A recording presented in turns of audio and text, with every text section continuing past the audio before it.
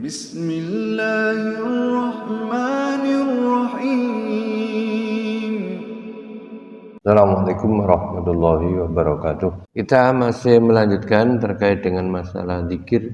Sudah kita sampaikan bahwa aqrabu ma yakunul abdu mir rabbi wa wasajidun.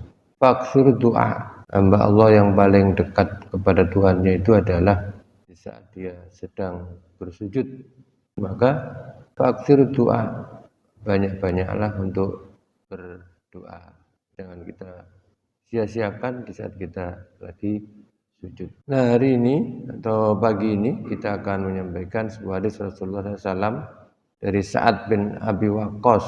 Kunna inda Rasulillah SAW faqala.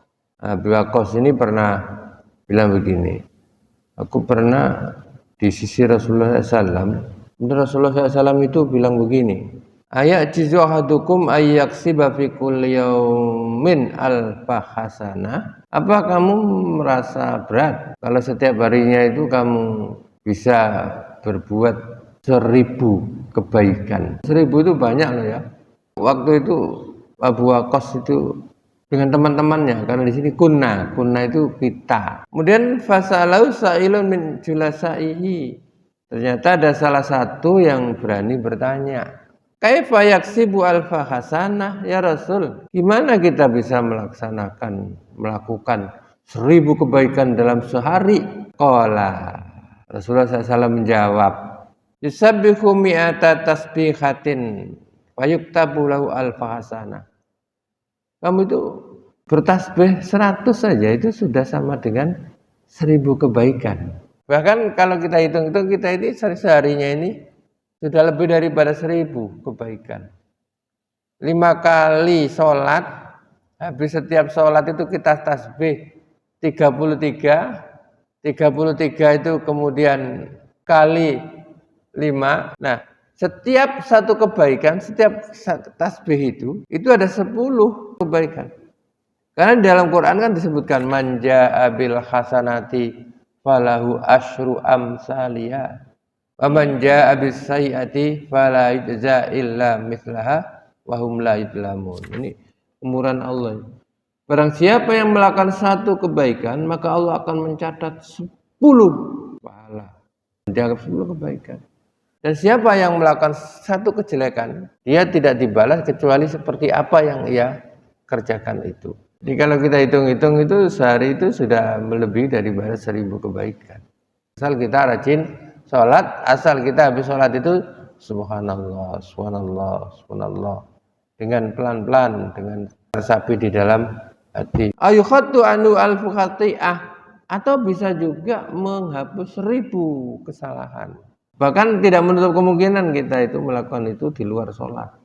Kadang-kadang secara spontan subhanallah, atau kita dengan sadar sambil kita istirahat. Makanya kita sering berdoa, Allahumma inni ala dzikrika wa syukrika wa husni ibadatika. Ya Allah, aku minta tolong kepadamu, kiranya engkau jadikan aku sebagai hamba yang senantiasa zikir kepadamu. Termasuk subhanallah itu zikir. Maka di Quran menyatakan fadkuruni adzkurkum washkuruli wala takfurun. Ingatlah kamu akan aku, zikirlah kamu akan aku, adzkurkum, aku ingat kamu. Bersyukurlah kamu, wala takfurun, jangan kamu kufur. Jadi ini termasuk kemurahan Allah yang diberikan kepada kita. Satu kebaikan, satu yang kita lakukan dicatat sebagai 10 kebaikan. Bahkan kalau kita baca Quran itu Masya Allah tambah juga banyaknya. Satu huruf itu 10 kebaikan. Jadi kalau bismillahirrahmanirrahim itu sering sampaikan 19 huruf. Itu kalau kita ngalikan sudah 190. Makanya di setiap melakukan kebaikan kita jangan lupa untuk mengawali dengan bismillahirrahmanirrahim. Kemudian ada lagi hadis yang tentunya kita perlu tahu terkait dengan rumah kita. Kata Rasulullah SAW begini, masal ladzi yadhkuru rabbahu wal ladzi la yadhkuru, masal hayy wal mayyit. Perumpamaan orang yang menyebut nama Allah dengan orang yang enggak pernah nyebut nama Allah itu seperti seakan-akan orang itu mati.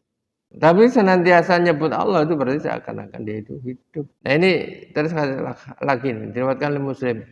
Masalul baiti alladzi dzakarullah fihi wal baitil alladzi la yudzakarullah fihi masalul hayyi wal mayyit. Perumpamaan rumah. Rumah yang disebut di situ di dalamnya sebut nama Allah dengan rumah yang tidak pernah disebut nama Allah itu seperti juga perumpamaan antara hidup dengan mati. Itulah maka yang bahagia ini semua punya rumah. Maka di situ kita gunakan ada di situ lafaz-lafaz lafzul jalalah. Kita sering nyebut nama Allah di situ. Jangan sampai kita tidak pernah nyebut nama Allah di dalam rumah kita. Sampai Rasulullah menyatakan nawwiru buyutakum bis sholawati tilawatil Quran. Hiasilah rumahmu itu dengan sholat dan dengan bacaan Quran. Bacaan ya, bukan ditempel ya. Kita baca Quran. Hadis tadi terangilah rumahmu itu dengan sholat. Kita yang laki-laki saya sholat tahajud, sholat duha, ya sholat sunnah lah. Karena kalau sholat kita laki-laki kan di masjid. Kalau ibu-ibu ya memang afdolnya di rumah. Tapi kalau ke masjid ya tidak boleh, dilarang kalau memang minta ikut ke masjid, diizini. Jangan sampai rumah itu kosong dengan dikir-dikir kepada Allah Subhanahu wa ta'ala. Dan watilawatil Quran. Jadi ada istilah baiti jannati. Rumahku adalah surgaku. Surga itu kan ditempati bagi orang-orang yang bertakwa.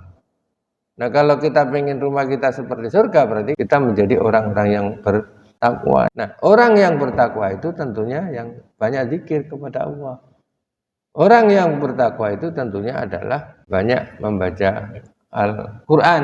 Maka usini saya berwasiat pada saya juga kepada jamaah, mari rumah kita itu supaya berkah. Kita gunakan untuk zikir, bacaan-bacaan Quran.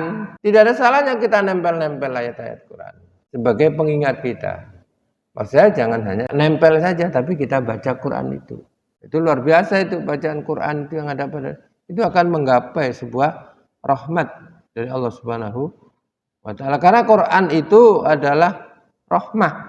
Wa nazzilu minal Qur'ani ma huwa syifaa'u wa rahmah. Tidaklah kami turunkan Quran itu kata Allah kecuali sebagai syifa, sebagai obat, wa rahmah, sebagai rahmat.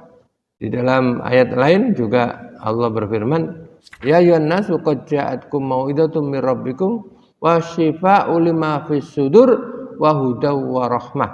Manusia, telah datang kepada kamu mau'izah. Mau'izah itu Quran. Quran itu sebagai obat bagi hati. Obat hati itu ada 5 perkaranya. Yang pertama baca Quran dan maknanya, ada begitu kan. Dan kata hadis Rasulullah juga gitu. Hati seorang itu bisa berkarat seperti karatnya besi yang kena air. Sehingga Rasulullah ditanya, ya Rasulullah, apa obatnya supaya hati kita itu tidak berkarat seperti besi yang kena air? Kata Rasulullah, pertama bitilawatil Quran, dengan baca Quran di masjid, di rumah, terutama di rumah kita baca Quran. Kemudian apa lagi ya Rasulullah? Bidzikril maut, hati enggak berkarat itu kalau orang itu sering ingat mati. Makanya salah satu diantaranya di tafsir Al-Munir itu termasuk yang menjadi obat hati itu adalah taat kepada Allah dan Rasulnya. Yang kedua adalah ingat mati. Kemudian yang ketiga adalah ziarah kubur. Ziarah kubur itu akan mengingatkan kita, hati kita menjadi luluh, hati kita menjadi bersih. Kalau di dalam hadis itu lain tadi begini, wala taj'alu buyutakumul maqabir. Jangan kamu jadikan rumahmu itu kayak kuburan. Berarti kan kuburan itu tidak layak untuk dibacakan ayat-ayat Al-Quran. Ini jangan bahagia.